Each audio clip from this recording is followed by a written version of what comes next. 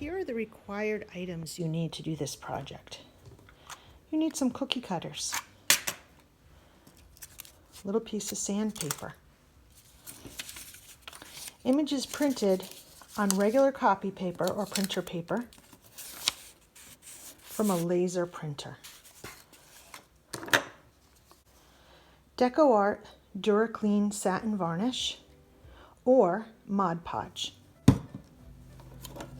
a acrylic or plastic roller of some sort, a tile,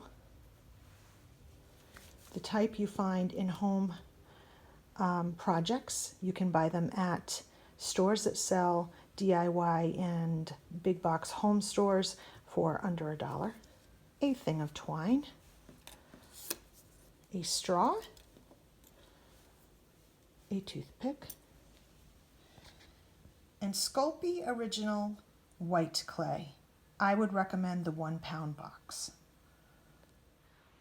Optional items would be gilding wax, which I think is a great investment and something that you'll use over and over in other projects, metallic acrylic paint, and a paintbrush, which isn't shown here, and either beads or natural items that have holes in them, shells, pieces of driftwood that have holes drilled in them, or decorative beads that could be added to your project.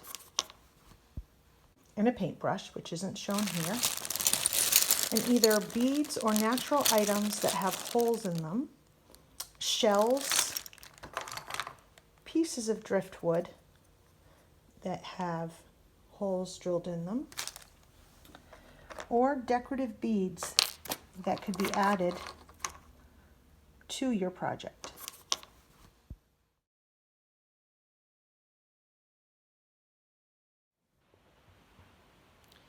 Hey everyone, it's Michelle. Welcome back to my YouTube channel. Today I'm going to do a really fun craft with you. Now, most of you know me in one of two ways. You either know me from my online presence at Tape and Twine Vintage, where I work with vintage papers, and many of you locally know me through Creative Cottage Studio and Wild Salamander Creative Arts Center, where I teach art lessons. This video combines both. It combines my polymer clay art lessons that I host with my love for vintage paper. I mix them together to do a really fun project that will appeal to clay people and to paper people, and hopefully give you a jumping off point to make some really creative projects. So today we're going to take vintage pictures and we're going to transfer them to clay. And here I embellished them with some additional wax and some acrylic paint. And they make a great little wall hanging. You can make hang them off of sticks and make them something for outside, like on your porch. You can make tags. There's so many things you can do with them. So we're going to get started. So my love of vintage illustrations has led me to learn about public domain images. Public domain images, if you don't know, are basically collections of images from I would say over 100 years ago or later that have been digitized and are now copyright free. I went on a site called the Biodiversity site, which I will put in the link in this video, and there are like 1,600 pages that they have put on Flickr of images of illustrations from book pages. Now, I've isolated those images and taken them and put them on white paper. If you print them directly from Flickr, you're going to get the whole book page, but all you would have to do to isolate it would be to take a fine pair of scissors and cut around the object, which we call in the paper crafting field fussy cutting. So if you fussy cut them out, you can remove them from the book page. I took Photoshop to isolate parts of the book pages and remove them. So all these items, while they're copyright free, I took them off of the book page they were on so that it was easier to print out and do this project. You can do that, or you can simply print off the page and then cut around it. Totally up to you. So these are some of the images that we're working with today. I'm going to do a really simple one, and I'm going to try to decide which I would like to, put together. So I love mushrooms, but I just really love this green one. And I really like snails. And I love this moth, but I also really love the simplicity of the little maple leaf. I don't know, it's hard for me to decide. I can put something big in the center and then some small items, kind of like that. Although I do love my snail, but I think I'm going to settle on these. So these would be my 3 images. So let's start. So the first thing we're going to need is we're going to need some polymer clay. So for the project, I just bought white Sculpey polymer clay. You can get it in a large box like this at your local craft store, and always use a coupon. This comes in the 3.75, but it also comes in a 1 pound, and that's, I don't know how much that would be around you. Around me, it's about $12, so with a coupon, it's very affordable. So I would start with the original Sculpey in white. You want to knead it and condition it so that it is soft and you've activated all the polymers. And then you simply want to roll it into a ball, just as if you were making sugar cookies or something like that. Then you need to roll it out. Now, for polymer clay, you need something acrylic or something that's hard plastic. Don't use a wooden rolling pin, only because it's very hard to clean them after. Polymer is a petroleum product, so it's a little oily, and I just wouldn't recommend you using anything other than a acrylic or hard plastic PVA kind of rolling pin. You can find these in the polymer clay, but you can also find them in the baking section. Polymer is very similar to fondant, so a lot of times fondant type of things, fondant tools also translate. So I like to make mine, if I'm making a wall hanging, about 1/4 inch thick, maybe a little less than that, but you don't want to go too thin. Okay, so the next thing you're going to need is a little jar of water. I'll be right back.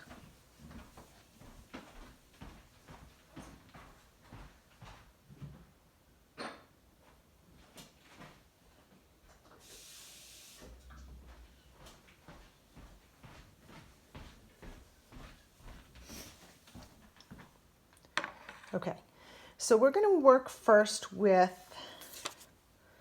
I think I'm going to work first with the moth, and I want to figure out what shape I'm going to do. I think I'm going to do an oval, but I need to make sure I have a set of cookie cutters here.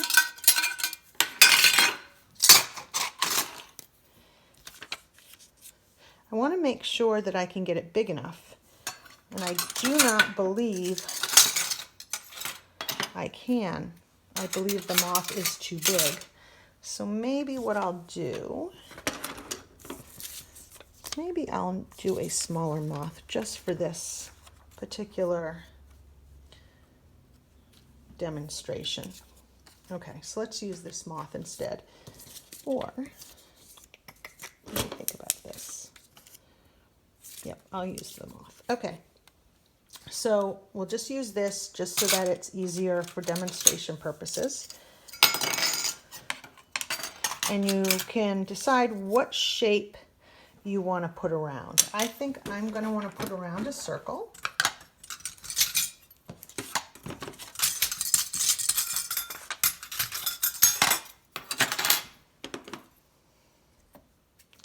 That's a little bit small. That fits it a little bit better. Okay. So what we want to do is, this is simple, really inexpensive copy paper. that's in my printer. That's it. It's just old cheapola paper. So if you've ever put on like a little tattoo, like a temporary tattoo on a child's arm, you know how to do this already.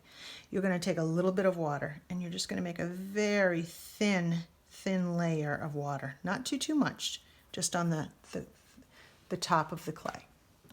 Then you're going to place the image down and you're going to start tapping it with a wet finger. Now, human nature makes you want to rub, but you don't want to rub. First of all, if you rub, you're going to start peeling away layers of paper before the transfer is complete. And the tapping just has a much more effective way of making the ink from the laser printer attached to the clay. Now, as you can see, I have a little section that's coming through. That's what you want to do. Now, it's very, very common that people see the water going through the paper and think, well, I'm just going to add more water to the paper. That way it'll come through quicker. You want to refrain from doing that because the more water you put on the paper, the more the paper breaks down quicker before you can really get that transfer on. And then the paper could wrinkle. And if the paper wrinkles, you're going to have a wrinkle in your image on the clay, which you don't want because then you're going to have like a line you can't get rid of. So it can be a little bit slow, this part. You want to put enough pressure that you're really making contact with the paper, but you don't want to dent your clay. So a firm tap in one place until you get the section through is just really effective.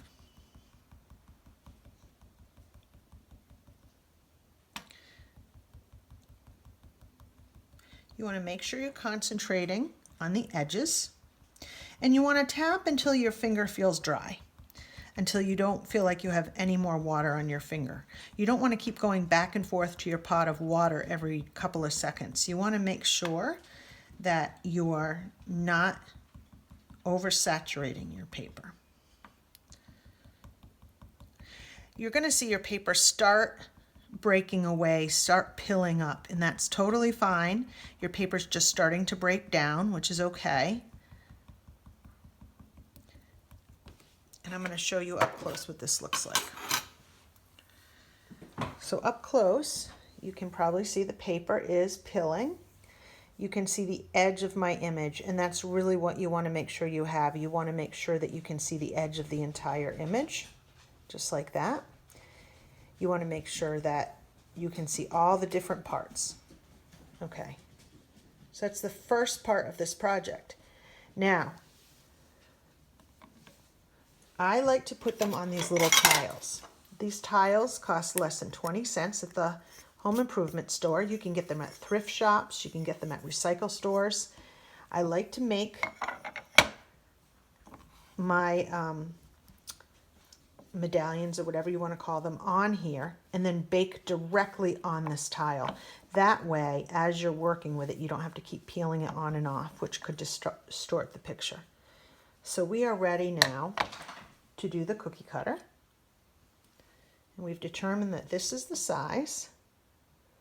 So we're going to place it on top of our image, and depending on how it's going to hang, if it's the top image, you're going to need a hole in the top and a hole on the bottom.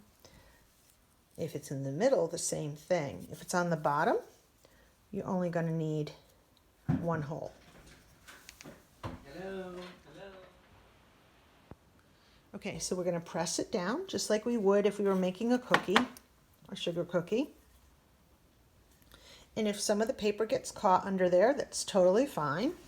It doesn't affect anything. You want to pull out the extra clay.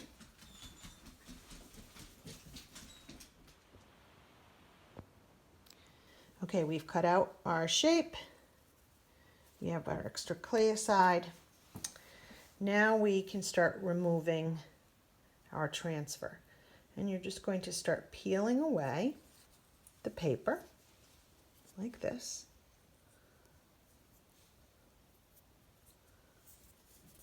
And some of it, you can just roll your finger on top and start rolling the top layer down until that paper all breaks apart. Now you can see on the, you can see right here on the tip, I didn't get the whole transfer out. That's really why you have to be very careful when you're tapping and make sure you're getting all your edges. Now, as you're going to see as we finish this project, we can do something so that that's not noticeable. You really can't fix that unless you have another printout and you cut the piece you missed and line it up, and honestly, there's better ways to deal with that. So we've pretty much removed all the paper. So the next thing we're going to do is we're going to take a little straw, just a drinking straw. This is actually a pretty small one. I don't have many left since we're getting rid of all our straws, but I do keep some for craft projects. And I essentially just take this straw, put it down in the clay and twist it to make a hole. And I'm going to make one in the top. And I make sure not to put it too close to the edge. And then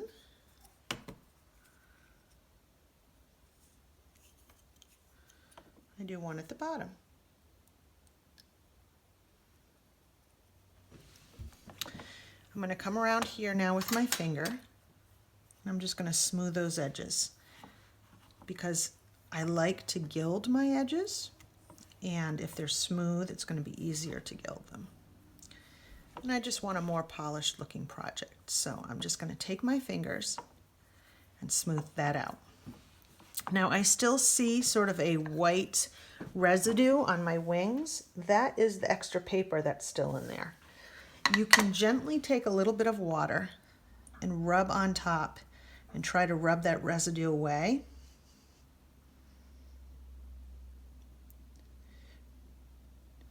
Try to keep it light and lightly dust it off. Now, polymer clay tends to pick up all dust and oil on your fingers, so try to keep your work as clean as you can. If it gets dirty, a very simple way to clean your project is by taking some rubbing alcohol, which I have in this little bottle, in some cotton swabs. Now, you don't need much, and you don't want to oversaturate your clay because it will eat through the edge, but it is a good way just to sort of clean up around your butterfly or your image. Now, I think I have a little bubble here, which I can just tell because there's a little bump. That means when I bake it and it gets exposed to the heat, that bubble is going to come up. And I don't really want that to happen. So I'm going to take you can take a regular needle. I have a needle tool, but you can take a regular needle if you don't have a needle tool, or a toothpick, and just make a little hole and then just sort of rub it out. You're pressing that air out, and you can seal it back up just by simply rubbing your finger over it. And you're going to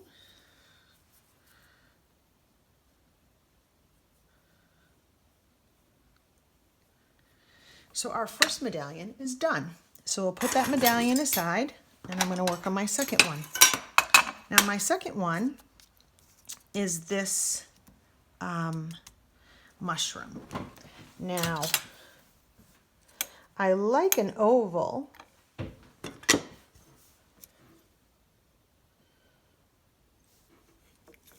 for the mushroom. So I'm going to roll out my clay again, and I'm going to clean my workspace because I don't want it to get full of paper. And I'm going to repeat the process of rolling it out, tapping it down, and cutting it out. I'm going to do this without any sound so that we can do it quickly and get through.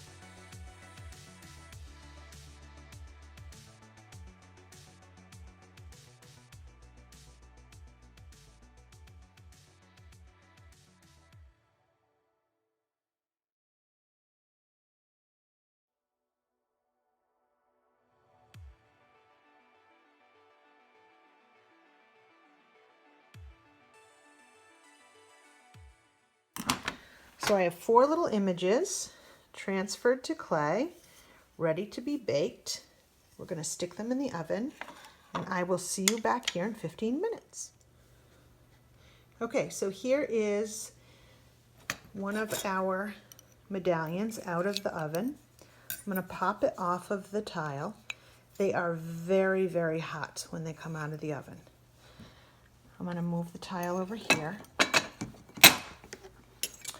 And I want to show you, when polymer clay comes out of the oven, it's very flexible. I don't want to break this. It's almost like rubbery. The problem is that that's when it can most break.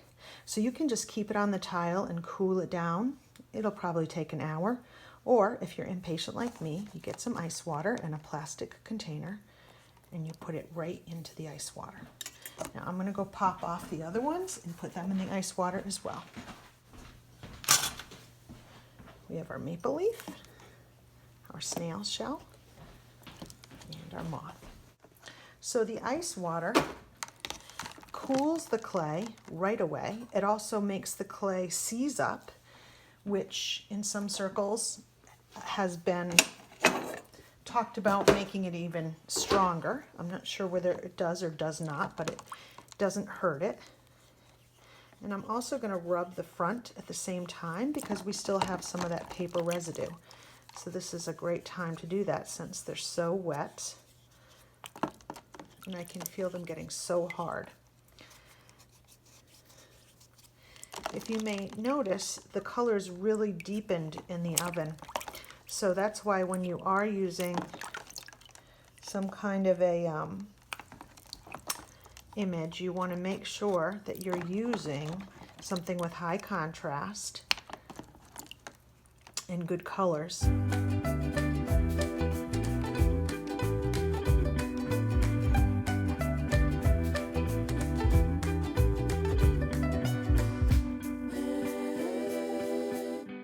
So I'm going to blot them with my paper towels.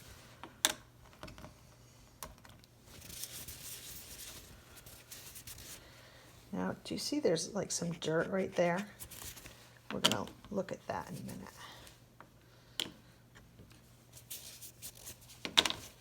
Okay.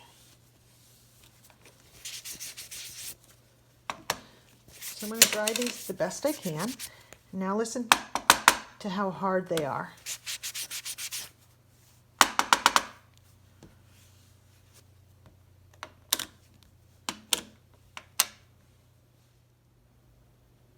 Okay, now for the finishing touches. So we're going to look at the edges, and anywhere that it doesn't feel quite smooth, we're just going to take a little piece of sandpaper and smooth it out. There's like, I don't know if you can see, there's like a little bump there. We can kind of sand that out. And then right here, where there's a little bit of pigment, I'm going to sand that.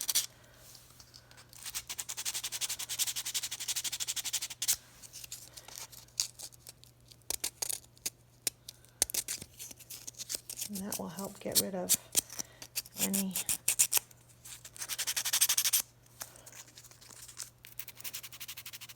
any dirt I don't want on there. I'm going to roll off any extra paper. Sometimes there's a little extra paper. Now, it's very porous, so make sure you have clean hands or else you'll get your items dirty. I think they look pretty great. So now I have this. This is called gilding wax, and it's rubbing wax in metallic finishes that you can get online. DecoArt is my favorite brand. You can get it online, you can get it at Hobby Lobby, you can get it at different craft stores. It's very waxy and smooth when you first buy it, and then it gets a little dry. So what I like to do is just take a little bit of water and rub the top of it. I don't know if you can tell, it gets a lot on your finger. And then I like to come in and just go around the edge with it.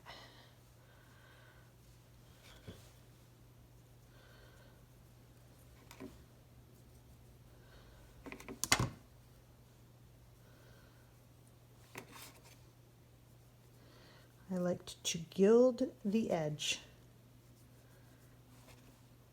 Just think it finishes it off kind of nice.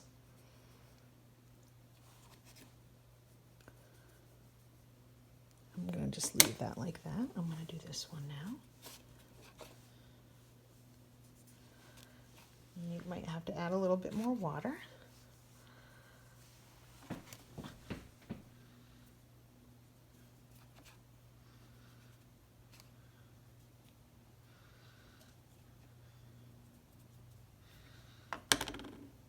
Okay.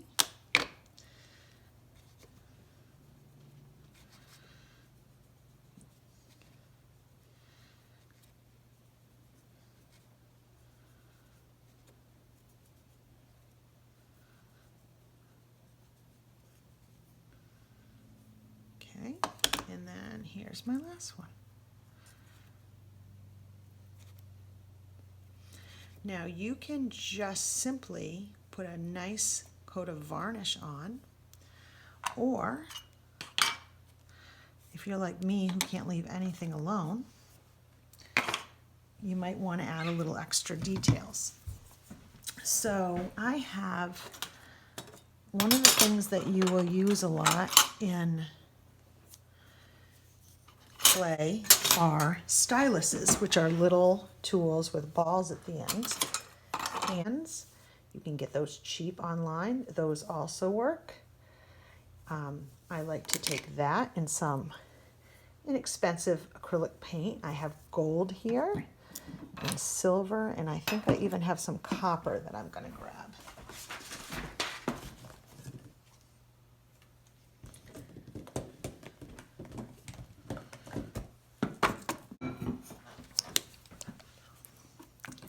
Sometimes I like to just add a little bit of details using these onto my projects. So in this case, where the tip of his wing didn't come up, I might take my stylus and the gold paint and sort of finish that off. That way it's not so noticeable. And also, by giving him a little extra gold here and there on his wing,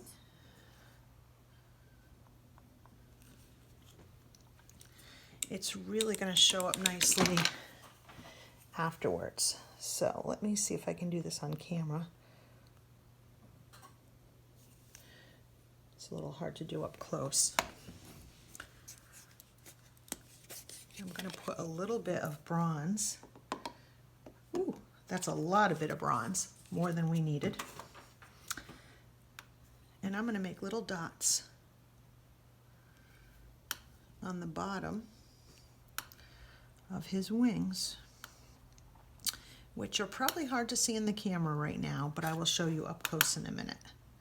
I'm simply enhancing the art that's already here, giving him a little bit more detail, just because I think it gives it a little bit more of a professional look. I'm going to also dab it in the gold. I think I'm going to put the gold right in the center.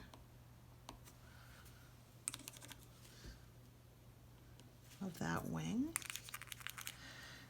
And different brands have different shades of gold, so I'm going to take this brand and just make dots coming down here.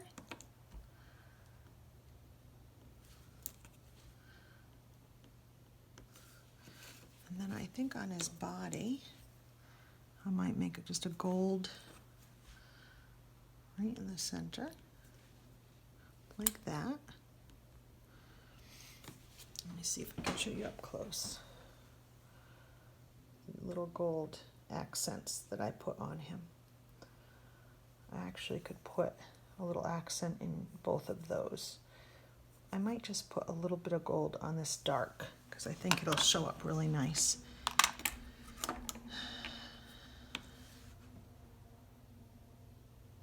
going to make those smaller.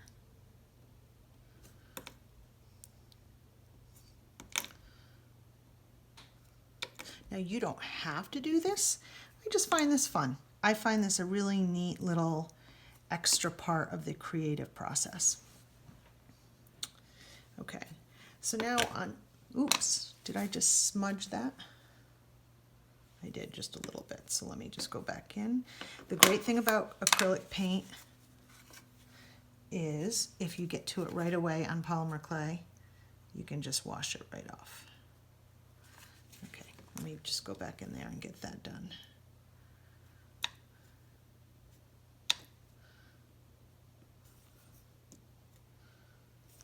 Okay. So on this one, there's a lot of white space here, not a whole lot I can do. So what I think I might want to do, let me put a little gold down. Let's see if I can do a better job pouring that. Is I think I might just want to make a design. And this was inspired by a student in my class today. And I thought, why didn't I think of that? It kind of will accent this piece.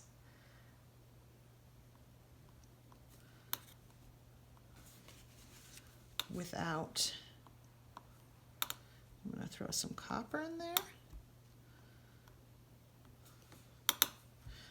And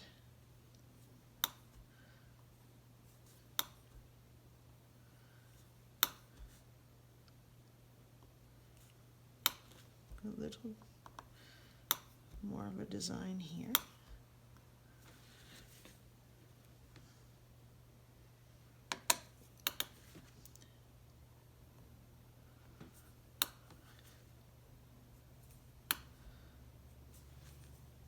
Like that. And then on the mushroom, I'm just going to put some copper, I think, on the bottom of the mushroom.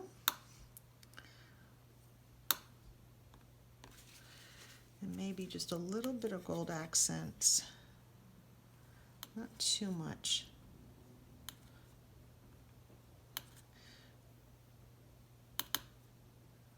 Right there. And I think I might come in on this side with the gold.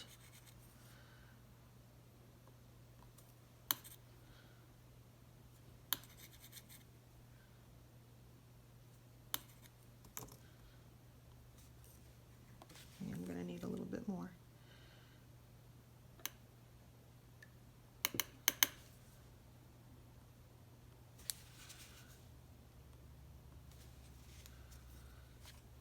And finally, with the little snail shell, I'm going to put some copper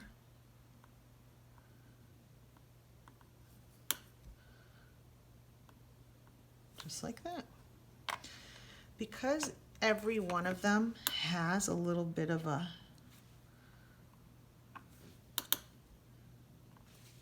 dotting effect, I'm going to do it also on the moth as well. And again, this is not necessary. You do not need to do this if you don't want to. I just thought it would be fun. And it's very relaxing. And I just think it's kind of a creative thing just to sort of figure out how you want to embellish your transfers.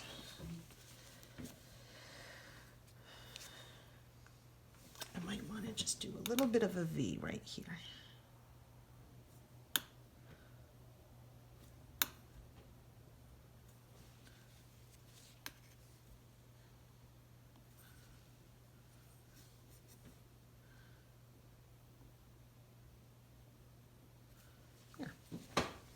Okay, it's a little bit more jewel-like than the more natural one. So we're going to let that dry just for a few minutes. And then the last thing we're going to do is we're going to use a little varnish. Now you could use Mod Podge.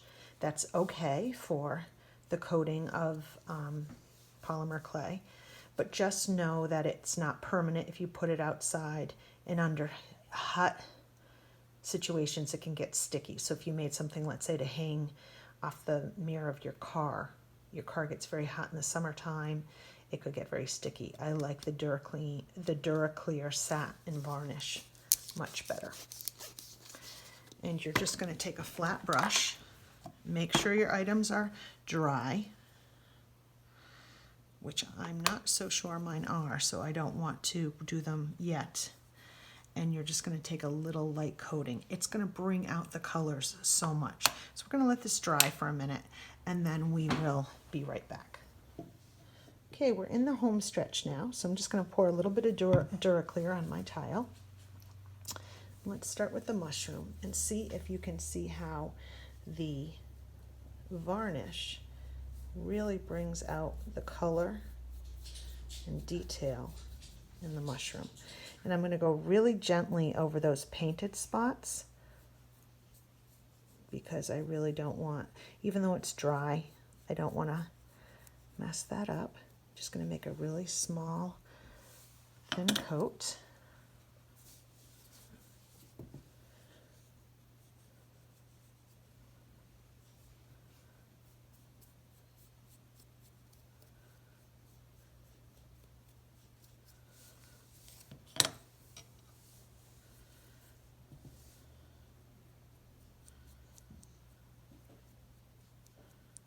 Gosh, look at my hands. Crazy. So the last step after this is really just taking some twine and hanging it. And we will do that probably, I'll take a break for today, wait until I get some natural light back and these dry, and then we will finish them off tomorrow with twine. But all in all, I think these came out pretty cool. What do you think? Are you a non-dot person? Do you like them a little bit more simple? Do you like them more rustic? It's really your call. That's the really cool part. This will dry, and I'll probably give them a second coat, and then we'll thread them up. So we'll see you in a blink of an eye. So we're back. This is the final step of our project that we did yesterday with the photo transfer clay medallions. So what we want to do now is we want to string them up. So like on this one here, I just did really a simple stringing, as I did with this one as well. But you could do fancier if you want. Here's one of the first transfers I ever did, and I did a little piece of driftwood with a cute little bead, and then I made a double strand. This is gray clay, that's why it's not quite as bright. I have a mushroom bead here, mushroom and some beads, and then some leaves and some beads. And this is also gray clay. So you can get really fancy with, you know, driftwood and buttons and beads and things like that. But for the sake of just a quick video, I'm just going to use some simple twine. So I have a few pieces of driftwood, which I probably will use in this instance. I just took a Dremel and cut two quick little cuts in it. And what I would do is I would put it through both sides like this. So it'll make a nice little hanger to hang it off of. And then here I'm going to tie a little knot.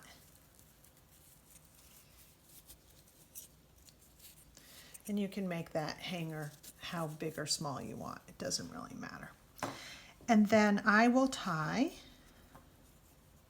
the top one. Now I have to decide, you have to decide which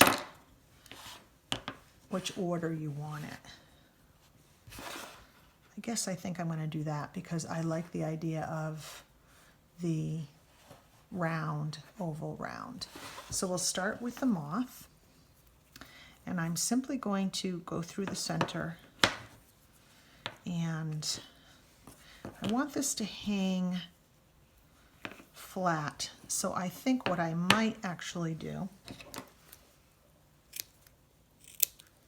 is cut this and put them both through the front like that and tie a knot. I like the knotted twine look in the front. My dogs have seen something and they'll probably start barking.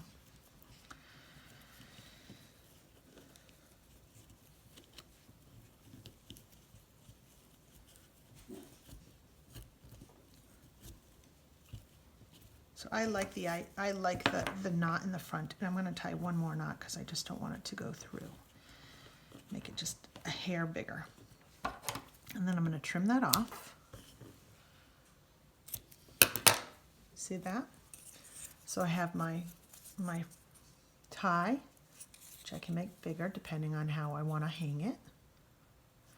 And then I'm going to go to the second one. Now, when I do the second and the third, you can do 1 to 1 and then 1 to 1, but I'm actually not going to do that. What I am going to do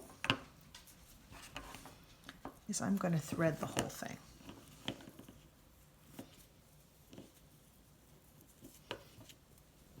So I'm making several knots so that it doesn't come through. I'm going to trim that out, pull it nice and tight.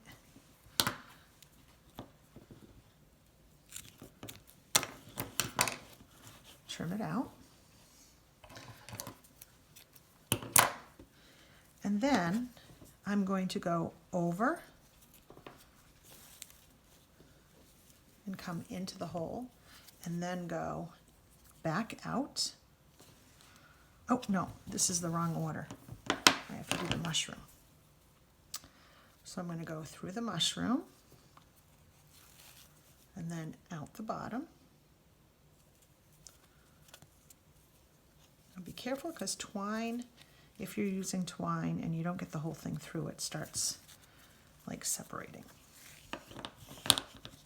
Okay, and then I'm going to go to my last one and go through.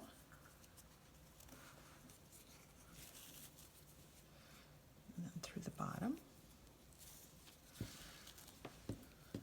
Like that.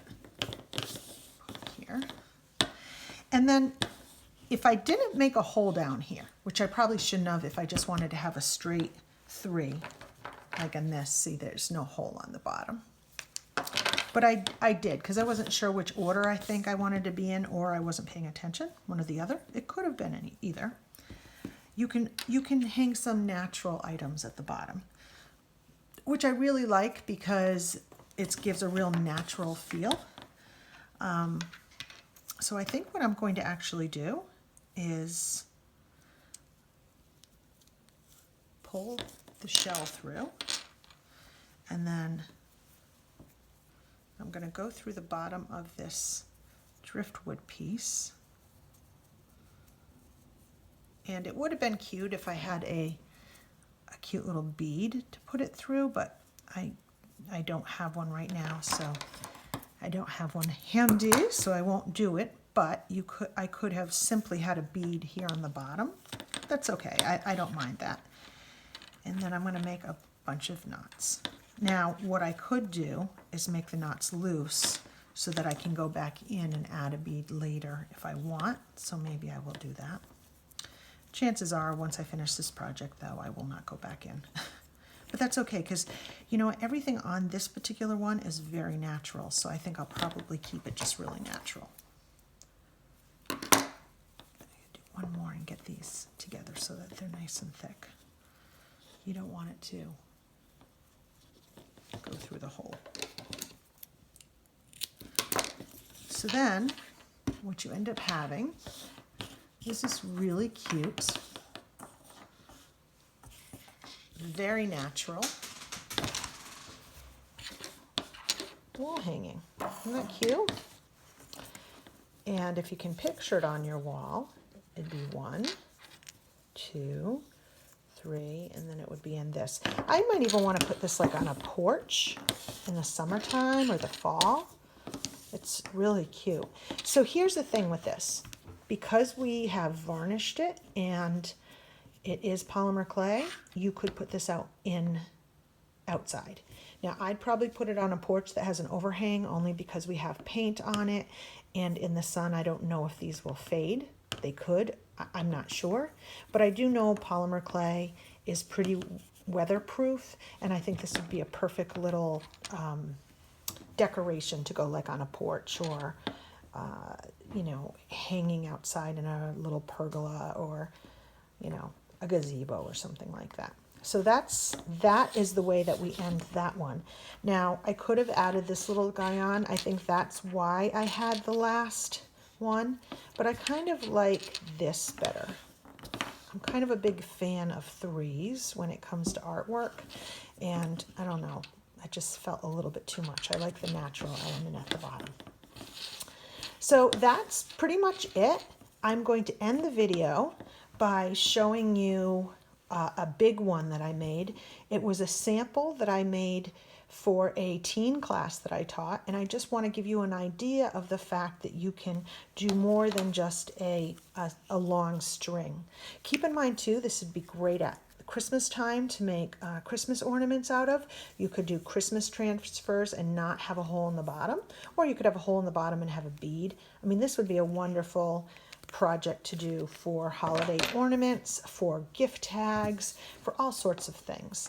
So thank you for joining me. I hope you learned a lot. I will put information in the description for resources you need. Feel free to reach out to me if you have any questions. And I'll end this video with just a little bit of handheld video of some of the other ones that I've created. Thanks so much, and I'll see you again. Bye.